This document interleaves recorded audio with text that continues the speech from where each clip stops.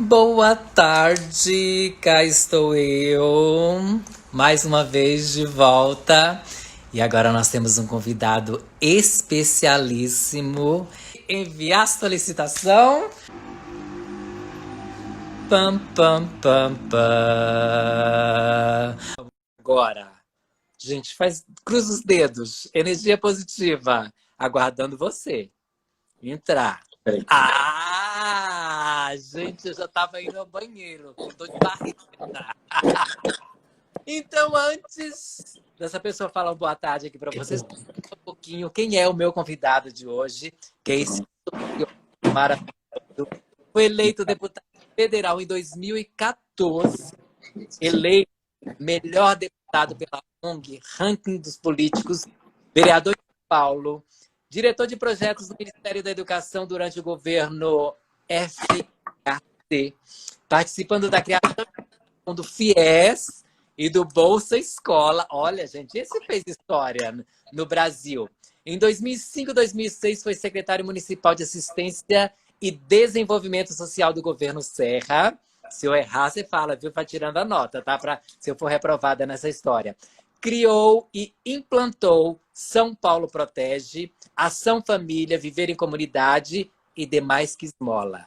De trabalho. Dentre outros que a gente vai conhecer aqui agora, projetos que ele levou, aprovou, coisas que ele instalou aqui na cidade de São Paulo. Então, boa tarde, lindo, poderoso e empoderado Floriano Pêssaro.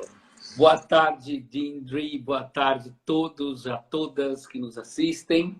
E é um prazer imenso estar aqui com vocês nessa tarde de domingo. Eu peço desculpas aí pelo meu atraso de 3 minutos, mas realmente a internet não tem contribuído com a gente, né? Acho que é muita gente ao mesmo tempo e a internet não tem contribuído, mas eu quero dizer que é um prazer imenso estar aqui com você. Você que me acompanha, acho que desde 2006, 2007, né? Eu ainda era vereador, não, ainda era secretário de Desenvolvimento Social, né? Exatamente, isso mesmo. E a gente foi se conhecendo e eu fui conhecendo o seu lindo trabalho também, esplendoroso que você faz com o Esquadrão das Drags, especialmente na região mais central de São Paulo, né? E, enfim, tudo que você faz para ajudar a disseminar o bem, mas, acima de tudo, o respeito, a diversidade, né? Com alegria e com muita responsabilidade. Eu fico muito feliz. Olha, Elu já falando aqui, ó, Floriano fez muito pela população LGBTI+, como parlamentar e como secretário municipal, depois estadual. Com certeza, Elu, a nossa pauta hoje aqui é justamente sobre o orgulho LGBT e a gente tem o orgulho e a honra de ter esse deputado maravilhoso que, dentre os projetos de lei que foi promulgado, tem o Dia Municipal de Combate à Homofobia, tem o outro que está em tramitação, as diretrizes para a política municipal de direitos LGBT e enfrentamento à homofobia, que até então, hoje em dia, passa a ser a LGBTI-fobia. Então, queria que você falasse um pouquinho desses projetos para a gente aqui, esse que foi promulgado, esse que está em tramitação, e qual o seu envolvimento com essa causa tão nobre e que, às vezes, é tão massacrada por alguns setores da política. Não, primeiro que sempre foi um desafio para todos nós, né? E chegar nesses temas e como chegar nesses temas, né? Do ponto de vista do que eu considero politicamente correto, mas não politicamente correto do ponto de vista somente da nomenclatura ou daquilo que é certo dizer ou não dizer, né? Mas especialmente o porquê das coisas, né? Entender o porquê que a diversidade ainda é algo que incomoda tanta gente. E, nesse sentido, eu quero aqui deixar consignado que eu tive vários professores e professoras, né? A Heloísa Alves Gama foi uma delas.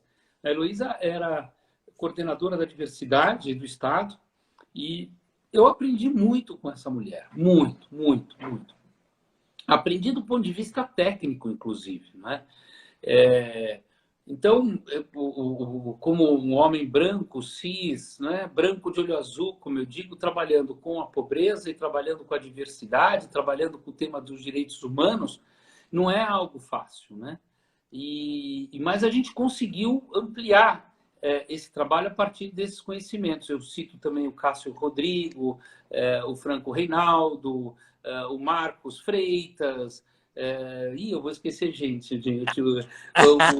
Mas assim, vocês, né? Você, Dindri, que sempre foi uma parceirona, né? Vocês me ensinaram muito. Né? Hoje nós temos o Sandro Kushner também, que me ensinou muito, e ele está trabalhando com o nosso amigo e vereador Daniel Arenberg, né? E que também está dando sequência aos projetos de lei que nós apresentamos na Câmara Municipal e na tramitação desses projetos. Né? O Daniel é um dos vereadores mais preparados da Câmara Municipal e talvez hoje um dos que mais respeite essa questão da diversidade desse ponto de vista da coexistência pacífica e respeitosa entre todos, né? A partir da sua orientação sexual ou a partir do equilíbrio de gênero, né? Eu aprendi muito também. Hoje eu trabalho com o Fábio Cabral, que também é um grande militante do tema, trabalhou muito tempo com o pessoal do Games, né?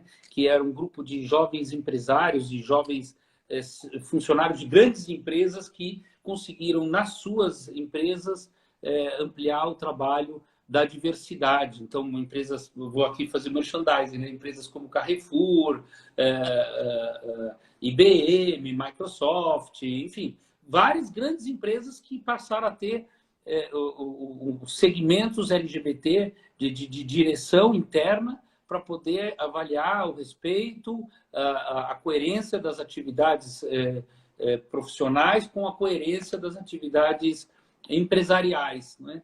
E tudo isso foi essa plantação que a gente diz, né? Que vem lá da raiz, da base, né? do aprendizado. Como eu digo, estamos todos na mesma nau, né, Dindri? E estamos todos aprendendo. Todos os dias a gente aprende alguma coisa. Está gerando tanto frutos que quinta-feira agora, em parceria com a Parada, eu apresentei o ranking das 10 melhores empresas voltadas para a questão da diversidade, né?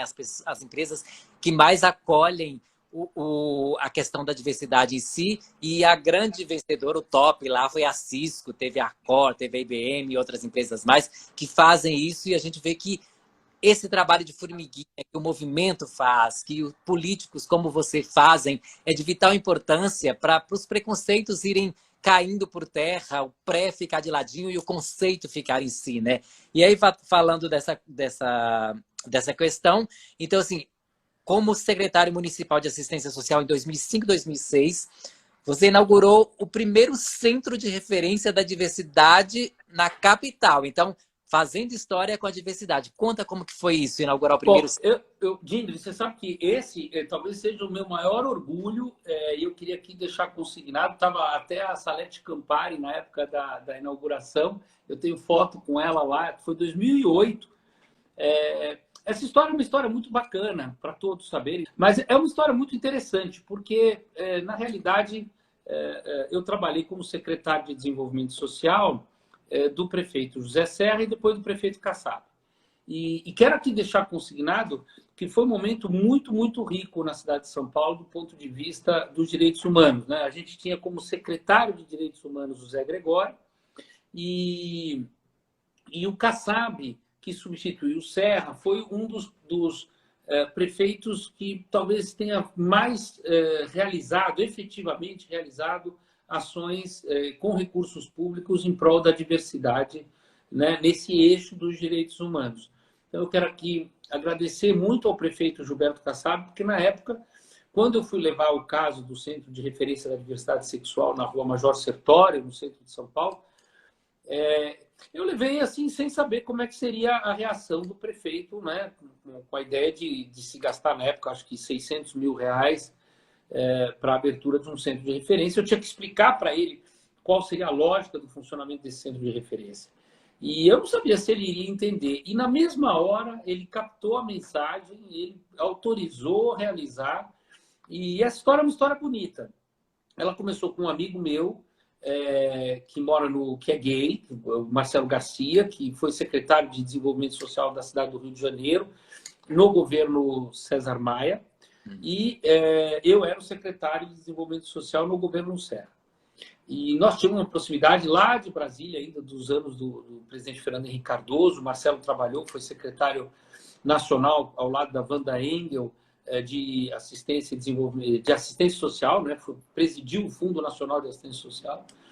E o Marcelo me liga e diz: olha, eu tenho um grupo em São Paulo chamado Grupo Pela Vida, do Mário Schaeffer, que é um ícone na luta do combate à AIDS, né? Eles se conheceram nos anos 80, eles foram precursores da luta contra o preconceito, né? Daqueles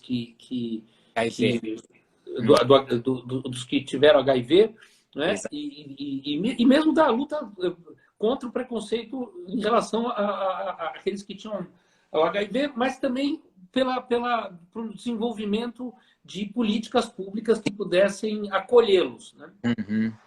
E essa luta durou os anos 80 inteiro, foi uma luta assim vigorosa. O Marcelo participou disso, Marcelo Garcia, no Rio, o Mário Schaeffer, aqui por São Paulo, e depois o Mário chegou aí, se eu não me engano, para o Ministério da Saúde, um período, e o Mário me liga e diz: olha, Marcelo me recomendou falar com você, porque a gente tem aqui na Praça General Jardim um centro de tratamento de HIV e outras doenças sexualmente transmissíveis, outras DSTs. A gente trabalha muito com o recorte da saúde pública, né? Mas a gente não tem nenhum trabalho na área social. Tinha acabado de inaugurar uma casa, um centro de referência para o atendimento de mulheres vítimas, acho que Casa de Isabel, Casa de Sofia, uma dessas. De violência doméstica. De violência contra as mulheres, né? De violência, abuso sexual. E essa casa cuidava das mulheres. Então, o Mário, quando me liga, ele diz assim: olha, a gente queria ter uma casa de acolhimento, de cuidados, também para esse recorte da diversidade. E eu disse para ele: olha, vamos fazer, monta o projeto e a gente avalia. E a ideia era atender meninos, meninas, que trabalhavam na região mais central, ali, na noite, né? E mesmo as travestis que tinham as travestis que iam ficando mais velhas, né? E que também queriam ter outras alternativas de laborais, né? Enfim, de atividades e se sentirem mais acolhidas. Então, esse centro da diversidade na Rua Major Sertório serviu para isso, para acolher toda aquela população da região mais central. Muitos trabalhavam à noite, né? Na região central, mas muitos não trabalhavam na noite e simplesmente queriam um local que eles pudessem fazer um curso de formação profissional, de uma nova qualificação profissional, Até uma alternativa. A socialização, não, porque para quem não conhece o CRD, é um espaço em que as pessoas sentam, pode assistir uma televisão, pode ler um livro, pode ler uma revista, pode conversar, é um local onde você vai se socializar com as outras pessoas. E você falando aqui no Pela Vida e no CRD, eles estão fazendo uma ação linda agora na época da pandemia, que os dois se juntaram e eles estão fazendo, recolhendo alimentos, produtos de higiene e limpeza tal, e estão fazendo doações, né, para as pessoas mais vulneráveis que perderam seu emprego, perderam suas casas e tudo mais. E quem não pode fazer esse tipo de doação lá mesmo no CRD, que é lá na Major Sertório, eles têm a disponibilidade de ir na casa da pessoa, retirar a doação, para fazer essa doação para quem mais precisa. Então, é um trabalho que tem história e que você faz parte dessa história linda. E falando também história, você ajudou a instaurar a Coordenadoria de Assuntos da Diversidade Sexual. Olha, um deputado que é hétero e totalmente envolvido com as causas do mundo LGBT. E aí teve a capacitação também de todos os albergues e abrigos para atendimentos da população LGBT, porque tinha a questão do preconceito dentro das pessoas convivendo nos albergues com os LGBTs, né? Então conta também um pouquinho como que é essa história aí pra gente. Aproveitar só de ver que entrou agora o nosso vereador Daniel Annemberg, estamos chiquérrimos com o Daniel Annemberg aqui, né? O vereador da área do desenvolvimento social, o vereador dos direitos humanos.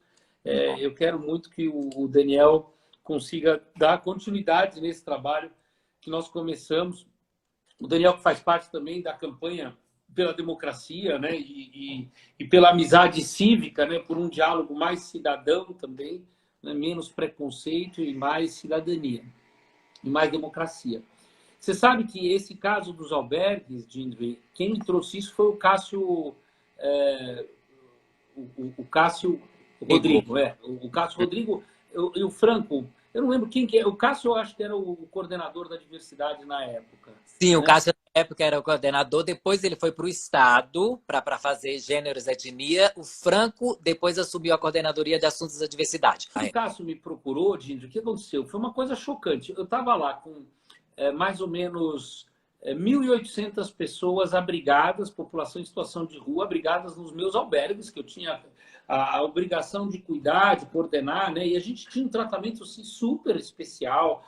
A gente requalificou. Foram 4 anos, para você ter uma ideia, foram 4 anos muito, muito ricos na área da assistência social em São Paulo. Dizem as assistentes sociais de carreira da prefeitura que foi o melhor período da assistência social na cidade de São Paulo entre 2005 e 2008. E eu tive muita sorte, porque, na verdade, eu fui sucessor da Aldaísa Sposati, né, que era do PT, trabalhava com a Marta Suplicy e deixou as bases construídas para que a gente pudesse tocar. Eu, como não sou burro, né, como a maioria... Hoje a gente vê uma infinidade de burrices desses gestores públicos que querem fazer tudo de novo, né? Ou como se fosse novo, né? É o novo mais velho que existe. Eu peguei tudo. As pessoas, em vez de dar uma continuidade, com uma nova roupagem, com uma nova leitura, elas querem parar tudo que foi feito e começar a construir, mesmo que seja algo idêntico àquilo que já foi construído, né? Mais ou menos. Não, e assim, Dindri, é de uma burrice, porque não dá tempo. Não dá tempo. É muito mais fácil você dar continuidade numa política pública do que você querer ficar inventando. Então, o que aconteceu? Eu peguei o que a Aldaísa tinha feito. A Aldaísa tinha feito muita coisa na cidade de São Paulo nos 2 anos que ela ficou. Ela não ficou muito tempo, porque a gestão da Marta Suplicy foi bem conturbada nesse campo da assistência social. Mas quando eu entrei, eu fiquei 4 anos. Então, eu tive um ciclo completo na cidade de São Paulo. Né? E aí, o que eu fiz? Eu dei continuidade a tudo e a gente criou uma política de requalificação dos albergues. Eu não sei se você lembra, eles tinham criado, o governo anterior, o governo do PT, tinha criado o Boracéia. E o Boracéia, que ficava lá na Barra Funda, era um imenso centro de acolhimento de população em situação de rua, totalmente inadequado, porque, assim, sei lá, acolhia 500 pessoas, né? E eu fiz o seguinte, não, nós vamos acolher em cada um desses albergues, no máximo, 100 pessoas. Porque, no máximo, para você poder dar um mínimo de um atendimento individualizado, né? Mais afetuoso, mais afetivo, né? com uma interação maior com aqueles que vinham da rua, que precisam disso. Né? Você que trabalha na rua sabe disso. E aí a gente fez a requalificação de todos os albergues da cidade de São Paulo. Eu lembro que a gente gastou, sei lá, 2, 3 milhões de reais, mas os albergues ficaram muito bacanas. Então tinha espaço de leitura, a gente instalou biblioteca em todos eles, requalificamos todos os banheiros, os chuveiros, as camas, os cobertores, os colchões, né? o kit de higiene.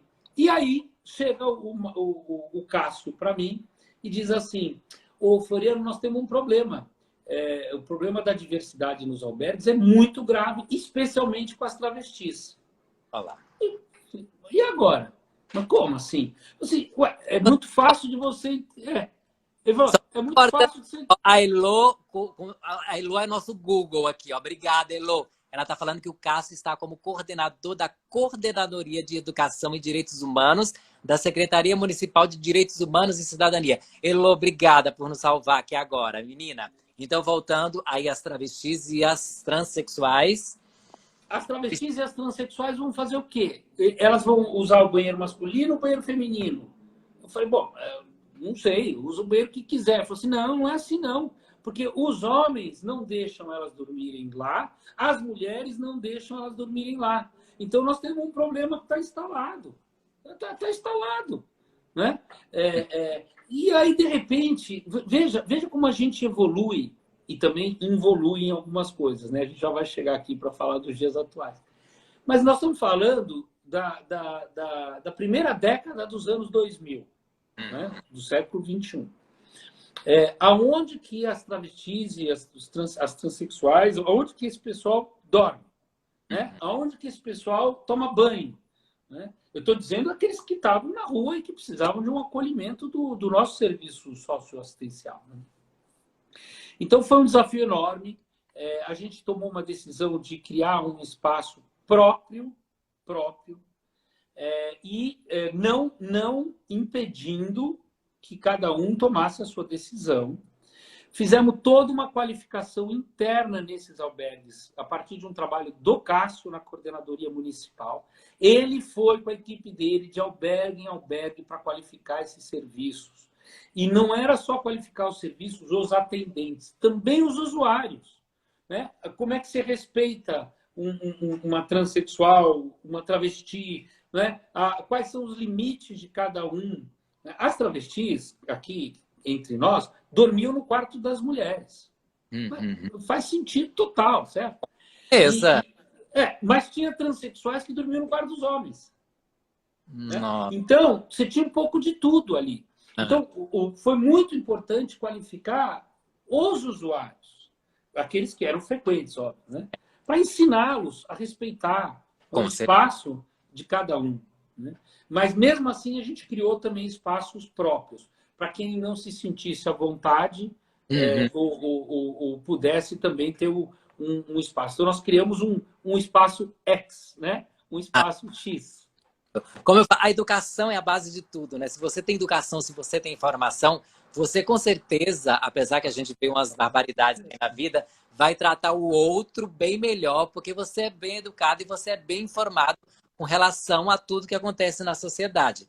Então, assim, indo para um pouco mais, 2015, 2017, secretário de Estado de Desenvolvimento Social. Então, teve a capacitação das comunidades terapêuticas do programa Recomeço para atendimento às travestis e os transexuais. Então, assim, esse recomeço aí faz parte dessa história do albergue ou já é outro projeto? Não tem nada a ver uma coisa com a outra? Não, tudo faz parte de um grande aprendizado, né? É importante destacar que nesse período eu participei com a Heloísa Alves de, acho que 2 conferências da diversidade na cidade de São Paulo, ou no estado, né? Ela fez a estadual também, e foi muito importante, porque a gente aprende. Esse é um tema que precisa ser aprendido, porque não que ele seja necessariamente um tema novo, ele não é novo. Não que ele seja um tema que a gente só tenha conseguido avanços. A gente conseguiu muitos avanços, mas a gente sente vários retrocessos. Então, é preciso, o tempo todo, estar renovando esse debate, esse diálogo cívico, né? Esse diálogo cidadão, mostrando o seguinte: a sociedade, quanto mais diversa ela é, mais desenvolvida ela é, né? Quando a gente pega lá nos países mais desenvolvidos do mundo, que você tem primeiros ministros gay, que você tem chefes de Estado, né? Vamos dizer, autoridades máximas da cidade local como gays. Então, é uma outra... Prefeitos, né? Prefeitos. Né? Aqui em São Paulo. Nós temos o prefeito da cidade de Lins. Lins, o Edgar, meu amigo pessoal querido. Fez um baita... Eleito e reeleito 2 vezes. Cidade interior, cidade conservadora, né? E outro dia um amigo falou assim: pô, Floriano, eu acho que parte desse retrocesso todo tem muito a ver com a questão dos evangélicos, o crescimento. Tal. Não tem nada a ver com isso. Você acha que não tem evangélico gay? É claro que tem, né? Então não tem nada a ver com isso, né? O que eu quero dizer, eu estou dizendo muito gay, mas pode ser lésbico também, enfim, mas eu estou dizendo, né, em relação à questão da diversidade. Mas, assim, quando a gente começou a fazer essas requalificações, de novo, bateu à porta os mesmos problemas. Nós tivemos o maior programa de tratamento de dependência química do Brasil e o 3º maior do mundo, que foi o programa Recomeço aqui em São Paulo.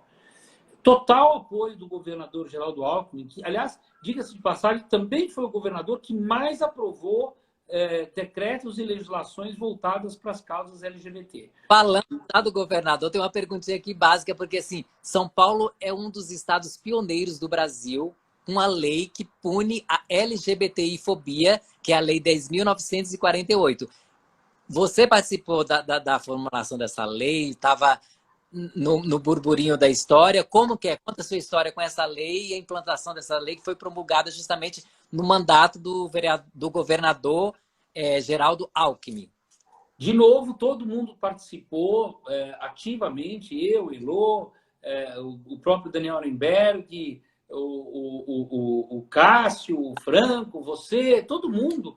Porque, assim, como eu dizia, tudo vai sendo um aprendizado, né? E também ensinar as pessoas que, a partir do respeito à diversidade, quando você respeita a orientação sexual de alguém, por exemplo, para dar um exemplo, você se sente respeitado também, né? A diversidade é maravilhosa, porque ela traz outras ideias, inclusive sobre o mundo, inclusive sobre o ser humano, né? Quem somos, por que nós estamos aqui, né? Como é que você separa essa questão da afetividade, da questão da orientação, dos desejos, da sua formação cultural? Todos nós sabemos que grande parte do preconceito é um preconceito muito vinculado à questão da cultura, né? Não da cultura dos eventos culturais, mas da cultura política, né?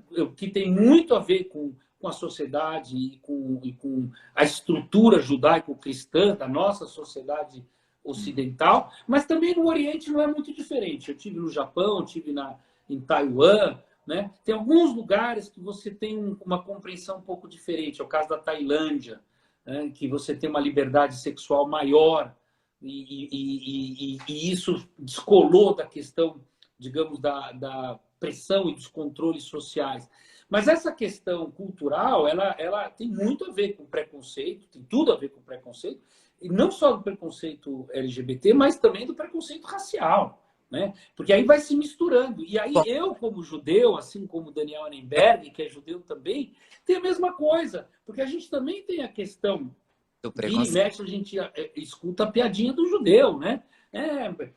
Avarento, pão duro, e aquele lá não vai lá conversar com ele, não, que ele é judeu, né? Outro dia o Daniel Arenberg, em pleno plenário da Câmara Municipal de São Paulo, né? Qualquer lugar, São Paulo, foi chamado de seu judeuzinho, né? Por um outro vereador meio trogloditão, né? Então, você percebe que essas coisas de são mudanças comportamentais a partir de uma nova referência cultural.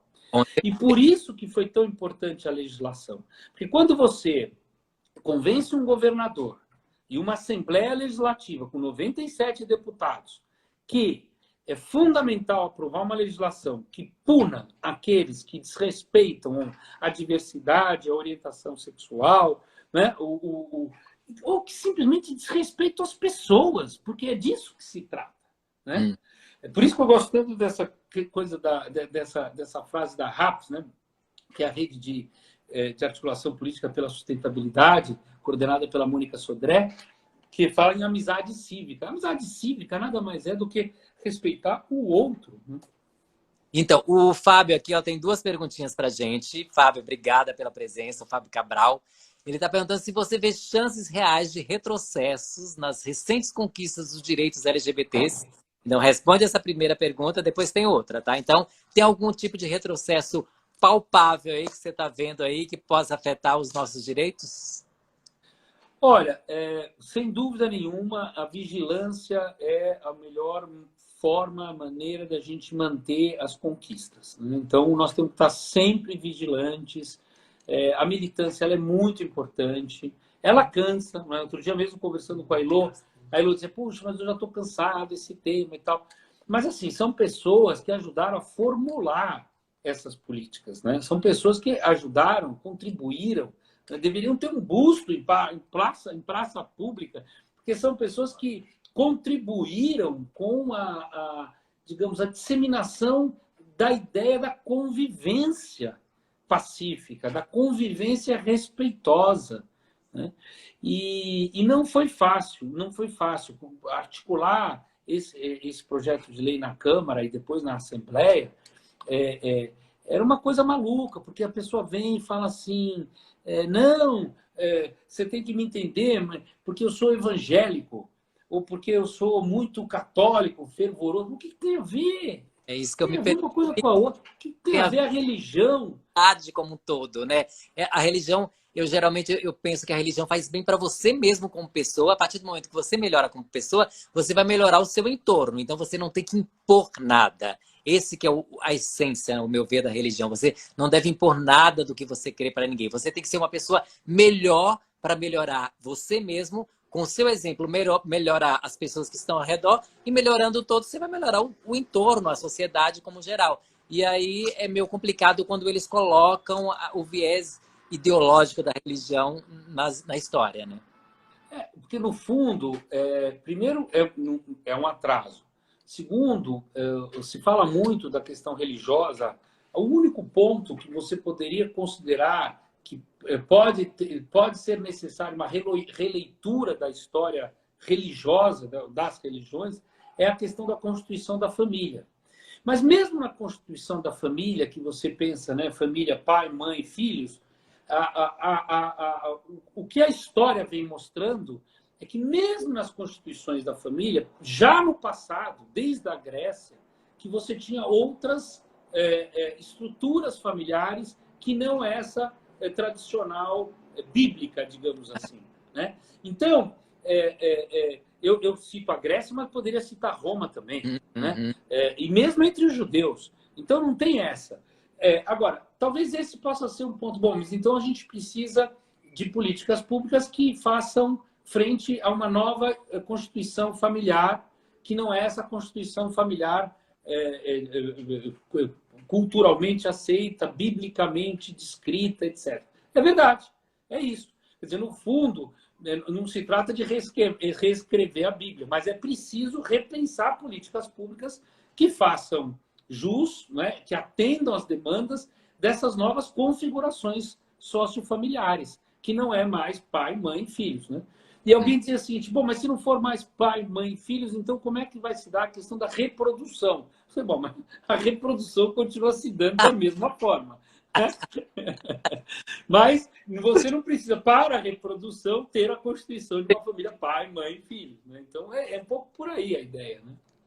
Como a gente vê hoje em dia, é uma coisa, vamos dizer, tanto quanto recente, né? Porque antigamente era uma outra estrutura o casamento, né? Era propriedade com propriedade, reino com reino, tinha todo o interesse por trás. E aí vem essa coisa do casamento romantizado de uns séculos para cá, e as pessoas pegam isso também como base de tudo. Olha, o casamento que funciona é esse e tal, sendo que também foi institucionalizado como sacramento da igreja, também tem pouco tempo de toda uma história aí, não vem lá da antiguidade, né? Tanto é que você vê os grandes patriarcas, tinha várias esposas, não podia, o Abraão mesmo não pode ter o filho com a Sara, vai ter o filho com a outra mulher. Então é toda uma história que as pessoas querem fazer que a gente engula a goela abaixo, né? E o Fábio também tem outra perguntinha aqui pra gente. Ah, só respondendo. Então, você não vê nenhum tipo de retrocesso nas nossas conquistas dos direitos? Não, eu vejo. Não, eu não falei disso, porque na verdade a gente acabou entrando na questão da religião, porque a religião ela tem se tornado um instrumento de retrocesso.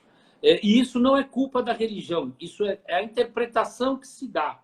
Né? Então, hoje nós temos no governo da União um dos governos mais conservadores dos últimos, talvez, 50 anos. Né?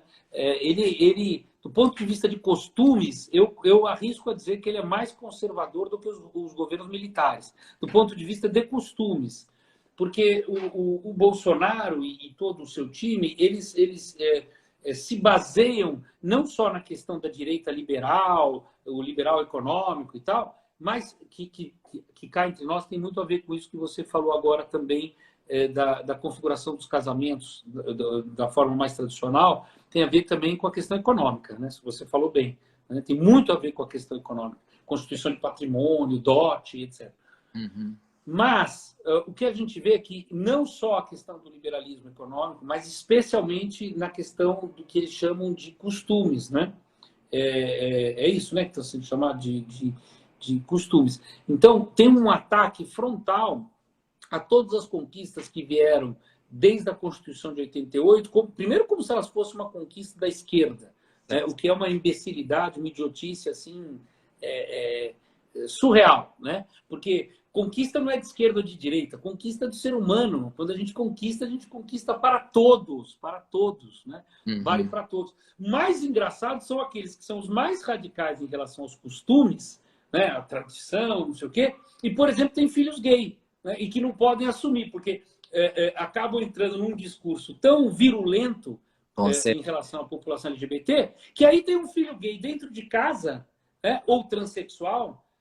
Aliás, acho que o próprio filho do governador Witzel, né? E aí o sujeito fica numa situação assim, não, isso é uma questão pessoal, íntima, de foro íntimo, tal. Meu amigo, não importa o que é a questão, importa é que é isso que são as conquistas. A sociedade avançou para isso.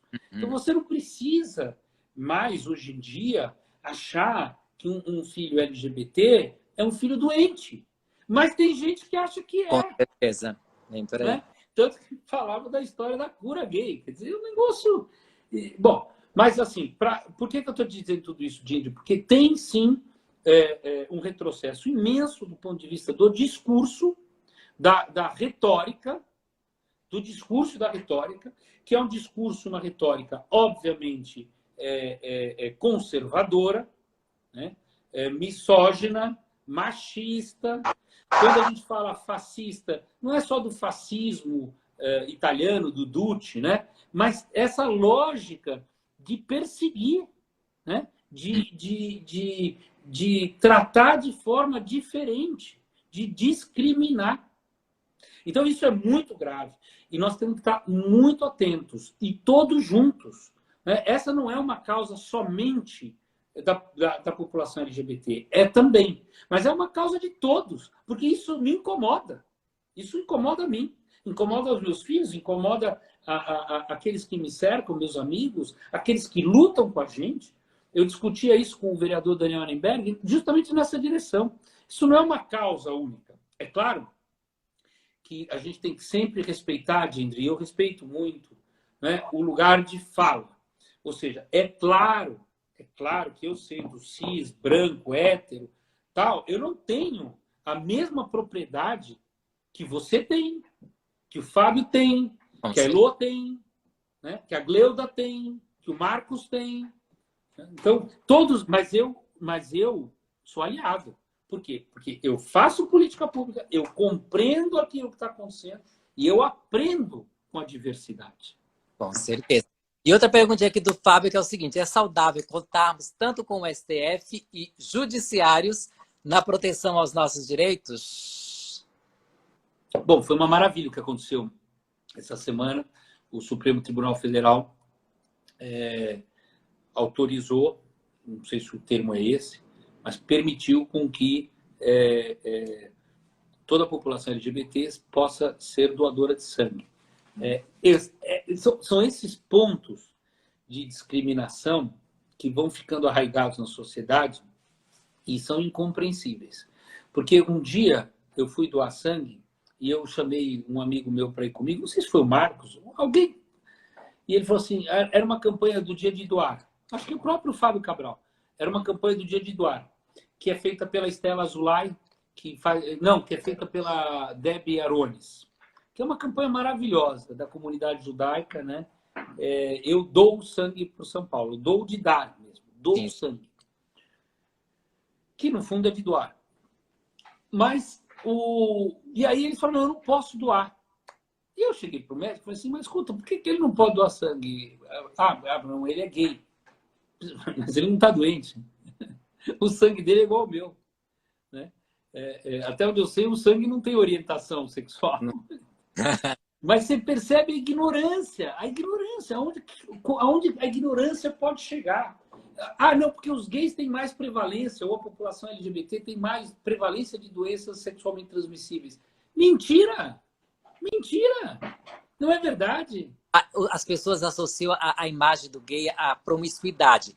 E aí você vai ver que é um comportamento totalmente machista, do macho em si. Porque, assim, o homem, desde criança, ele é educado a ser o pegador da história, né? Então, assim, quando você vê a criança entrando na adolescência, o tio geralmente pergunta: quantas namoradinhas você tem? Você já beijou? Incentiva tudo aquilo. Então, assim, independente da sua orientação sexual, se você é heterossexual, se você é homossexual, você sendo do sexo masculino, você é incentivado aquilo desde criança. Então, assim, o homem pode ir numa micareta, beijar 1001 mulheres, ficar com várias mulheres, e ele vai lá no outro dia doar sangue, e aí não tem essa visão para ele, não faz perguntas como poderiam ser feitas. Não sei como é que vai ser o trâmite agora para o LGBT doar, se vai fazer esse tipo de perguntas e tudo mais, mas é uma coisa um tanto quanto complicada, porque assim, eles tiram toda a culpa deles, vamos dizer como se fosse culpa, se você viver a sua sexualidade em toda a sua liberdade e tudo mais, eles querem que seja uma questão de culpa, como o sexo é visto até hoje no Brasil, com é pecado, é tabu e tudo mais, e jogam na parcela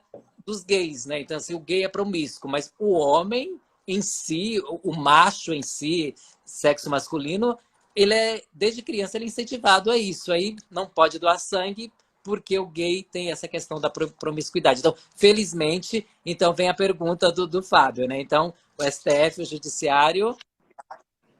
Olha lá a pergunta aqui em cima. Aqui, ó.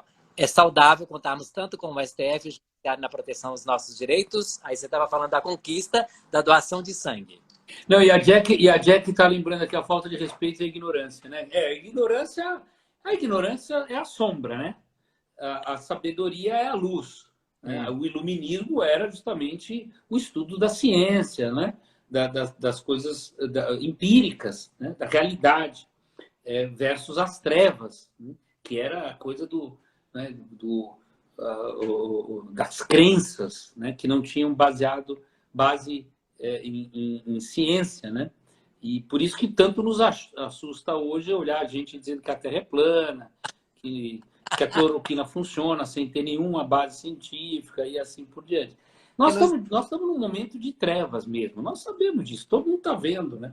O duro é que, como a gente acredita nessa palavra, né, e como essa turma que está aí foi eleita, nós vamos ter que ver que tipo de relação e de luta a gente tem que manter que não distorça também a questão da democracia, né? Porque, assim, todas as lutas dentro do espaço democrático. O ringue é a democracia. Não vale violar esse preceito básico, né? Porque a democracia pode ter vários defeitos, mas ainda é o melhor regime entre todos os demais. E uma coisa que eu queria lembrar, gente, você falando da questão de doar sangue, eu sou doador de sangue há muitos anos, fiz muitas campanhas, eu dou sangue a cada 4 meses, mais ou menos. Me faz um bem tremendo, eu saio de lá revigorado. E toda vez que eu vou doar sangue, me perguntam qual que é a minha... com quantos parceiros eu tive relação, né, sexual. Então, essa pergunta da questão da quantidade de parceiros e da chamada promiscuidade, ela vale para todos. O que não justifica essa ideia de achar que a população LGBT não podia doar porque ela seria mais ou menos promíscua do que os héteros, né? Não é verdade. Tanto não é verdade que o próprio guia de encaminhamento para o doador de sangue pergunta quantos parceiros você teve nos últimos 12 meses. Como eu nunca tive essa oportunidade de doar, porque sou gay, sou afeminado, o povo já entrava no Hemocentro lá, a pessoa já catava, já estava escrito na minha cara: olha, é gay, não vai poder doar. Então, assim, eles não fazem uma bateria de exames depois para saber se o sangue é saudável? Claro! Óbvio! Olha lá, tá? Então, assim, não adianta esse tipo de pergunta, porque vai fazer a pergunta, aí você pode mentir no questionário. Então, assim, quantos parceiros você teve? Aí você, essa semana eu tive 5, ó, aquela bem louca, né? A Messalina da história, né? Então, assim, aí chega lá, você vai falar assim: não, eu tô sem nenhum parceiro, sem ninguém, eu queria doar sangue. E aí eles vão acreditar na palavra da pessoa e não vão fazer o exame no sangue. Então, é óbvio que eles vão fazer um exame para saber se tem algum tipo de vírus ali que possa contaminar a outra pessoa que vai receber. Dindri, vamos combinar. A questão da promiscuidade não tem nada a ver com orientação sexual. Você entende? E isso é mais uma das bases da ignorância que assolavam o Brasil. Porque, graças a Deus, o Supremo Tribunal Federal, o STF, deu agora uma medida final dizendo que toda a população LGBT pode doar sangue. Porque uma coisa não tem nada a ver com a outra. Né? Ou você pode ter um gay doente e um hétero doente. Né? E, obviamente, que os sangue, eles são todos testados. Mas eu só quero lembrar a você que essa é uma pergunta que era feita para os héteros. Quantos parceiros sexuais você teve nos últimos 6 ou 12 meses? Né? Nossa. Então, agora, é o que eu disse. A vigilância é o preço que a gente tem que pagar pelas nossas lutas. Né? Hoje a gente tem um retrocesso na oratória e no discurso oficial perigosíssimo.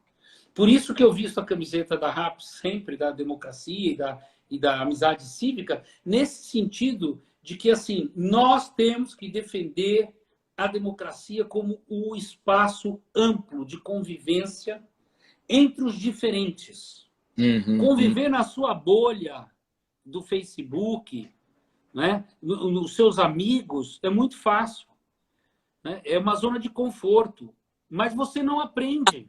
Atrás das redes sociais, todo mundo fica corajoso, todo mundo tem opinião, todo mundo quer dar opinião, mas quando chega no tete-a-tete, na convivência mesmo assim, que é o essencial da sociedade, da vida de cada um de nós, aí as pessoas não mostram quem são, não sabem dar a sua opinião, não sabem viver e conviver em sociedade, né? Esse que é o problema da sociedade atual com o advento, acho que, das redes sociais. Não sei se você pensa da mesma forma, né? Total. As redes sociais acabou afastando as pessoas que Sabe o que a rede social é? Gueto. Você fica no seu gueto. Então você conversa só com os seus, né? Todos iguais. Né? Aí não importa se é gay, se não é gay. É assim, cada um fica no seu espaço. Né? Por isso que esse debate que a gente está fazendo aqui hoje, eu e você, Dindri, é um debate amplo. Porque na minha rede deve ter gente que não acredita nisso que eu falo agora aqui para você. Né? Mas fica sabendo. Assim como na sua, também deve ter gente que não me conhecia. Então, essa troca de informação do que a gente fez como política pública. Né? Foram 3, 4, 5 leis aprovadas, 3, 4 projetos de leis, todos na defesa dos direitos e da diversidade, todos punindo o preconceito e a ignorância. Porque é só assim que a gente vai avançar, com a educação. Né? A educação desde pequeno. E nós estamos avançando, mas é preciso uma constante vigilância. Totalmente. Vigilância sobre aquilo que é dito e sobre aquilo que é feito. Porque às vezes a gente pensa assim, bom, fulano disse isso, não significa que ele vai fazer. Né? O fulano disse porque acha aquilo, mas aquilo não me atinge. Né? A oratória, o discurso, a narrativa conservadora e atrasada como essa que nós estamos vivendo hoje no Brasil, ela é sim perigosa.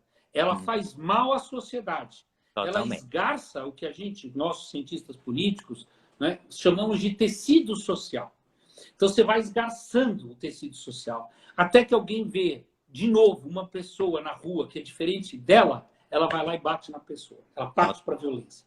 Né? Deixa eu fazer os agradecimentos aqui básico. Ó, tem até gente de Barra Mansa, do Rio de Janeiro. Olha que delícia. JM Pereira, a Flavinha Maria, a Duda, a Tchaca que entrou, Yasmin Carraro, Ana Fadigas, Monsodré, Paulo Ferreira, deixa eu ver quem mais aqui, o Caê Físico, Alberto Pereira. Gente, é tanta gente maravilhosa. A Jaque, né, que mandou elogio, Heloísa, Débora Malheiros, o Luiz Cláudio, Fátima Brito, aí todo mundo que entrou na nossa live. Olha, já vai dar a hora, já vai dar 1 hora que a gente está aqui nesse bate-papo delicioso.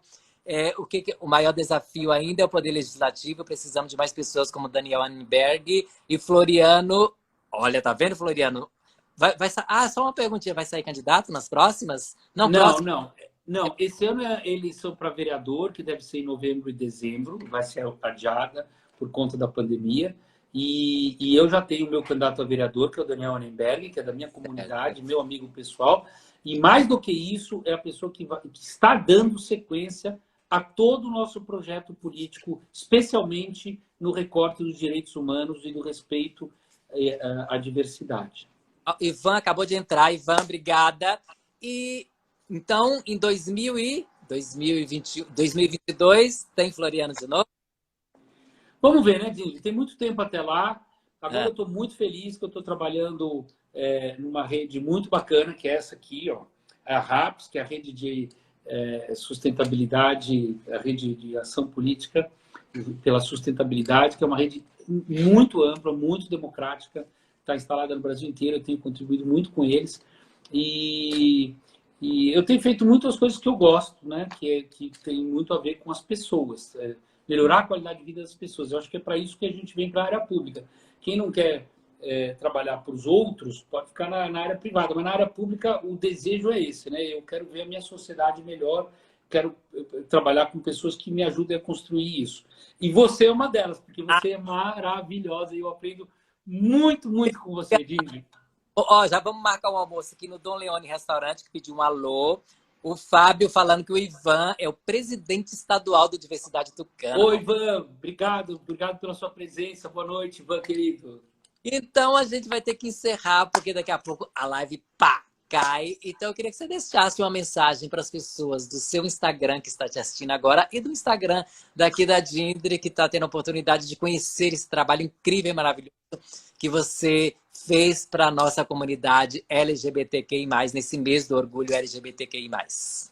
Dindri, obrigado pelo convite. Dizer que eu continuo na luta. Acho que ainda nós temos muito a construir, muito a avançar, tanto do ponto de vista da legislação, quanto das conquistas efetivas como essa do Supremo Tribunal Federal. Parabenizar o STF por essa decisão, que é uma decisão lúcida, né? Uma decisão iluminada, e dizer que a gente tem que ficar atento. Né? O preço da nossa liberdade é a constante vigilância. Então, se nós queremos ser livres naquilo que a gente pensa, naquilo que a gente fala, naquilo que a gente pratica, com respeito à diversidade, a gente tem que ter a permanente, constante vigilância e estarmos sempre juntos. Muito obrigado. Eu amo você, Dindri. Você está linda, maravilhosa. Obrigado. Ganhei meu ano. Minha quarentena agora, eu fui nas nuvens, gente. Muito, muito obrigada, gente. Beijo. Beijos. Até as próximas.